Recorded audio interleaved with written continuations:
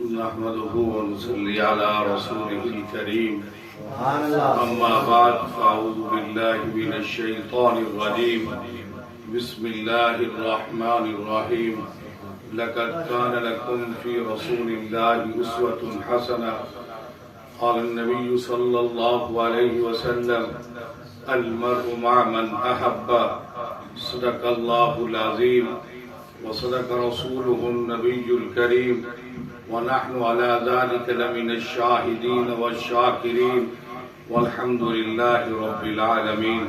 درود پاک.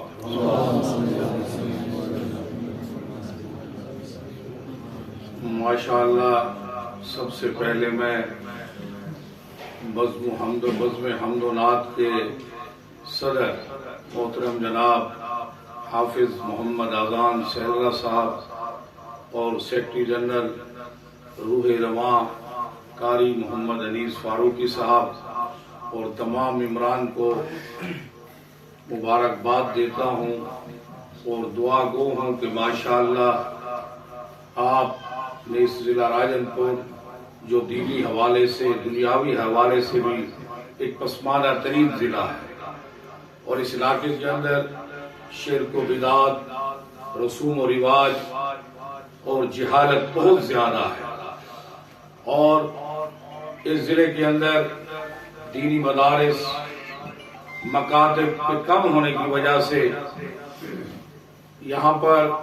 بہت بڑی ہمیں چیلنجز کا سامنا ہے. یہ کوہ سلیمان کے ریاض ہیں، دریائی پٹی ہے، یہاں پر لوگ قرآن و سنت کی تعلیم سے بالکل ہی واقف نہیں ہیں اور نبی اکرم صلی اللہ علیہ وسلم کی تعلیمات، میری نبی کی ادائیں، سنتوں اور طور طریقے کے بارے میں بالکل ہی پتہ نہیں. ماشاءاللہ جس طریقے سے دینی مدارس، دینی تنظیمیں، تبلیغی جماعت دین کے پھیلانے میں، اشاعت اسلام میں، تبلیغ اسلام میں اپنا کردار ادا کر رہی ہے، ماشاءاللہ بزم حمد و نعت نے حمد اور نعت کے ذریعے نبی اکرم صلی اللہ علیہ وسلم کی تعلیمات، نبی علیہ السلام کی ادائیں، میری نبی کی سنت کی محبتیں لوگوں کے دلوں کے اندر ماشاءاللہ سبق کی ہے اور اس محنت کے اندر لگے ہوئے ہیں. اس وقت مغرب الکفر ملت واحدہ سب سر جوڑ کر بیٹھے ہوئے ہیں کہ نبی اکرم صلی اللہ علیہ وسلم کی نوجوان نسل کو نبی علیہ السلام کی امت کے بیٹے اور بیٹیوں کو گمراہی کے راستے پر، بے راہ روی کے راستے پر، ان کو دین سے، نبی علیہ السلام کی تعلیمات سے کیسے ہٹایا جائے. میرے نبی کے امتیوں، اس وقت ہم نے مغرب کی تہذیب، تمدن، کلچر، ثقافت کو اپنے پاؤں تلے روندنا ہے. آج کافر بڑی محنت کر رہا ہے. آج دنیا کے اندر دو مذاہب ہیں جو دعوت کا، دین کا کام کر رہے ہیں، ان میں سے ایک عیسائی اور دوسرا مسلمان. آج عیسائی مشنری وہ اتنی محنت کر رہے ہیں، میں آپ کو بتاؤں، اور پینٹاگون کے اندر اور ان کے بڑے بڑے عیسائی پوپ، اگر یہ مسلمان عیسائی نہیں بنتے، کافر نہیں بنتے، تو ان کو مسلمان بھی نہ رہنے دیا جائے. جیسے برے صغیر پاک و ہند کے اندر لارڈ مکالے جاتے جاتے یہ کہہ دیا تھا، لیکن اس کی بھول ہے کہ برے صغیر پاک و ہند کے اندر علماء دیوبند، شیخ الہند حضرت مولانا محمود حسن دیوبندی کے فرزندان زندہ اور تابندہ ہیں، جنہوں نے سولی پہ چڑھ کر، پھانسی کے پھندوں کو چوم کر، جناب والا کوئلوں پہ انگریز نے ظلم و تشدد کے پہاڑ توڑے، لیکن الحمدللہ برے صغیر پاک و ہند کے اندر انہوں نے دینی مدارس کے جال پھیلائے، انہوں نے ختم نبوت کا تحفظ کیا، انہوں نے ناموس صحابہ کا تحفظ کیا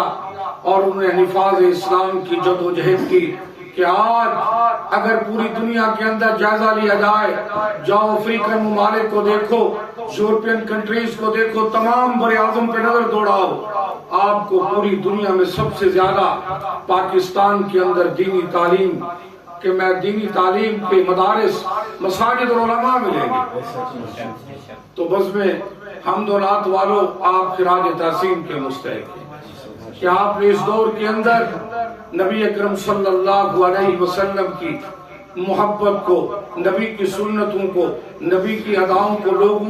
لوگوں کے دلوں میں ثبت کرنے کے لیے الحمدللہ یہ جو آپ نے پورے سال محنت کی، ماشاءاللہ ہم آپ کے دستے بازو ہیں انشاءاللہ۔ اور اس کے ساتھ ساتھ ہمارے حضرت مولانا مفتی عاصم عثمان صاحب بھی ہدایات دے رہے تھے، ان ہدایات پر بھی عمل کریں۔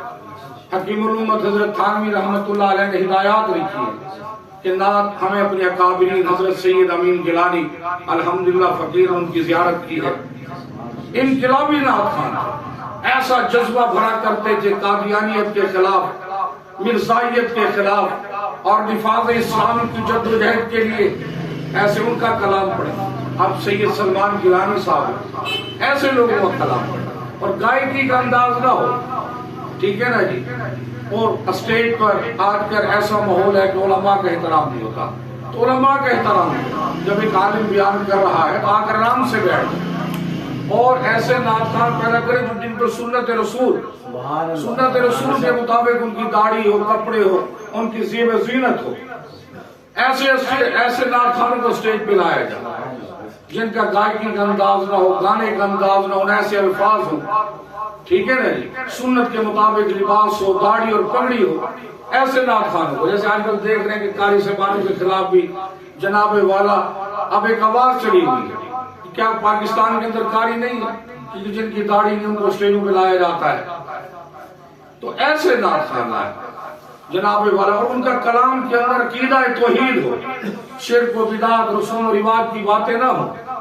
قوالی کا انداز نہ ہو، گانے کا انداز نہ ہو، جو ہمارے اکابرین حکیم الامت حضرت تھانوی رحمت اللہ علیہ کو ہدایات پڑھیں اور اس کو جناب والا اپنے دستور آئین میں لائے جیسے مفتی صاحب نے۔ تو ماشاءاللہ تمام علماء اکرام تشریف فرما، حضرت مولانا نعمت اللہ فاروقی صاحب نے ماشاءاللہ بڑا اچھا بیان کیا، مولانا قاری محمد حنیف حقانی صاحب نے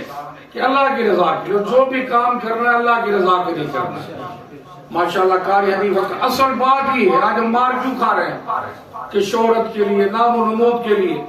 اللہ کی رضا کے لیے کام کرنا ہے اور شان اسلام کو زندہ کرنے کے لیے، اور نعت اس لیے کہ لوگوں کے دلوں کے اندر نبی کی محبت بٹھائی جائے، نبی کی تعلیمات کی محبت بٹھائی جائے، نبی کی سنتوں کی محبت بٹھائی جائے، تاکہ نبی علیہ السلام کی امت نبی کی اداؤں سنتوں کو اپنانے والے بن جائے۔ آج عشق رسول کے تو بڑے دعوے کرتے ہیں، محبت رسول کے حلوے جلوے چراغاں تو بڑا ہے، لیکن اصل مشکل سنتوں پہ عمل کرنا، نبی علیہ السلام کی تعلیمات پہ عمل کرنا۔ تو ہماری ایسی نعتیں ہونی چاہیے جس سے نبی علیہ السلام کی سنتوں اداؤں کا جذبہ پیدا ہو اور محبت دل و دماغ کے اندر ثبت ہو۔ تو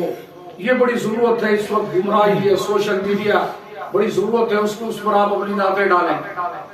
سوشل میڈیا پہ آج دیکھیں کیسے جناب اعلیٰ لچر بےہودہ ڈرامے گانے، ہمارے نوجوان نسل ساری رات گانے سن رہی ہے۔ جناب والا یورپین انڈین تہذیب و تمدن کے دل دادا بنے ہوئے ہیں، اس کے خلاف کون جہاد کرے گا؟ یہ ہم نے کرنا ہے ان کے خلاف جہاد۔ نبی کی تہذیب کو زندہ کرنا چاہتے ہو، نبی کے تمدن کلچر اور ثقافت کو، نبی علیہ السلام کی زندگی کو لوگوں میں لانا چاہتے ہو، رب محمد کی قسم ہمیں اس کے لیے علم جہاد اٹھانا پڑے گا، بڑی ضرورت ہے۔ آج دیکھ لیں فلسطین کے اندر 57 اسلامی ممالک، آج مسلمان افراد اعتبار سے، طاقت کے اعتبار سے، اسلحے کے اعتبار سے ہم بہت زیادہ ہیں۔ کیوں مار کھا رہے ہیں؟ وجہ یہی ہے کہ ہم نبی علیہ السلام کی تعلیمات کو ہم نے پس پش ڈال دیا، ہم نے نبی علیہ السلام کی تعلیمات کو چھوڑ دیا ہے، اس لیے ہم مار کھا رہے ہیں۔ بڑی ضرورت ہے حمد و نعت کا مقصد یہ اللہ کی رضا کے لیے، دوسرا نبی علیہ السلام کی تعلیمات کو زندہ کرنے کے لیے، تیسرا نفاذ اسلام کی ہمیں محنت کرنی ہوگی، شریعت اسلامیہ کی محنت۔ نبی علیہ السلام کی غلامی کے اندر کامیابی ہے، ہم نے ہزاروں نظام دیکھ لیے،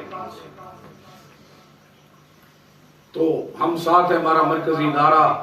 ہمارے جامعہ شیخ درخواستی، ہمارے پیر و مرشد حضرت مولانا پیر رحمت الرحمان درخواستی صاحب، ہمارے ادارے کے نائب مدیر تشریف فرما حضرت مولانا محمد جواد درخواستی صاحب، اور اسی طرح بڑے عظیم عالم دین آج کی اس مجلس میں بڑے اہل علم بیٹھے ہوئے ہیں، حضرت مولانا پروفیسر محمد سعد صاحب حافظہ اللہ تعالی، ماشاءاللہ حضرت مولانا مفتی محمد آصف عثمان صاحب. ایسے لوگوں سے آپ استفادہ اٹھائیں، سیکھیں کتنی قیمتی باتیں ہو رہی ہیں، پتہ چلے کہ حمد و نعت ایسے اہل علم علماء کے جناب والا قرآن و سنت کے مطابق اور نبی علیہ السلام کی تعلیمات کو اجاگر کرنے کے لیے کام کر رہے ہیں. اور اکابر کا کلام جیسے سید سلمان گیلانی صاحب، ان کے ساتھ کبھی جیسے آن لائن جب آپ کہیں گے انشاءاللہ تعالیٰ وہ آپ کو ہدایات بھی دیں گے، ٹھیک ہے نا، یہ بڑا کام کر رہے ہیں. تو آخر میں پھر جناب محترم جناب محمد اذان سیرا صاحب اور ان کے والد گرامی جو ہمارے بزرگ رہنما ہیں، محترم جناب محمد حنیف سیرا صاحب اور ان کے بھائی تشریف فرما ہے، سب کو میں دل کی اتھا گہرائیوں سے مبارکباد بھی پیش کرتا ہوں، اور اللہ ان کو سب کو دنیا آخرت کی جزائے خیر بھی عطا فرمائے. باقی میں تو ویسے بھی رضاکار خادم ہوں علماء دیوبند کا، تمام دینی مدارس کا، جہاں بھی آپ کو کسی بھی جناب والا سٹیج پر کسی بھی جگہ پر فقیر کی ضرورت ہو، انشاءاللہ ہراول دستے کا کردار ادا کرے گا انشاءاللہ تعالی. ہمارے پیر و مرشد کا مرکز حضرت مولانا پیر سیف الرحمان درخواستی. اور آخری بات، ہمیں صفوں میں اتحاد بھی پیدا کرنا ہو. آج جو مار کھا رہے ہیں ہمارے صفوں میں اتحاد ہے. ایسی بات، اپنے پلیٹ فارم کو سنبھالو، اپنے مدارس کو، اپنی جماعتوں کو، لیکن ایک دوسرے کے معاون بنو. حضرت مولانا ظہیر الراشدی صاحب نے اس پہ پورا مضمون لکھا. تبلیغ والے مدارس کے معاون بنے، مدارس والے تبلیغ کے، جناب تبلیغ والے جہاد کے، جہاد والے تبلیغ کے، ٹھیک ہے نا جی. ایسے مبلغین حضرات، ہر بندہ اپنی سطح پہ دین کا کام کر رہا ہے. ہمیں دوسرے کی نفی کیوں کرتے ہیں؟ ہمیں اپنے صفوں میں اتحاد پیدا کرنا ہوگا. چاہے ہم جتنا دین کا کام کرتے رہے، میں ورکر ہوں، میرا صحافت سے بھی تعلق ہے، اگر ہم نے اپنی صفوں میں اتحاد نہ پیدا کیا، میرے راجن مرغے بھائیوں، ہم مار کھاتے رہیں گے، ذلیل و رسوا ہوتے رہیں گے. ہاں جی، میں آپ کو صاف کہہ رہا ہوں، اگر ہماری صفوں میں اتحاد ہوگا، ہم ایک ہوں گے. کفر ہو گیا، اس کے ایجنٹ ہو گئے، ہمیشہ ان پہ لرزہ طاری رہے گا، ہمیشہ ان پہ ہمارا رعب طاری رہے گا. یعنی اس پہ اتفاق و اتحاد ہے. ہم کبھی ایک دوسرے کے پیچھے ایک دوسرے کا گلہ غیبت نہ کریں، ہمیشہ ایک دوسرے کی تعریف و توصیف کریں. کم از کم اگر ساتھ نہیں دے سکتے، پیچھے گلہ اور غیبت نہ کریں، خاموش تو رہے کم از کم.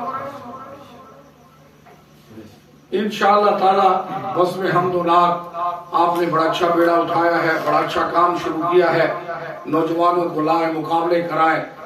ٹھیک ہے نا جی. یہ بڑا اچھا آپ کام کر رہے ہیں، دل سے دعائیں نکل رہی ہیں. اللہ آپ سب کو صحت و عافیت، صحت و سلامتی بھی عطا فرمائے. وما علینا الا البلاغ.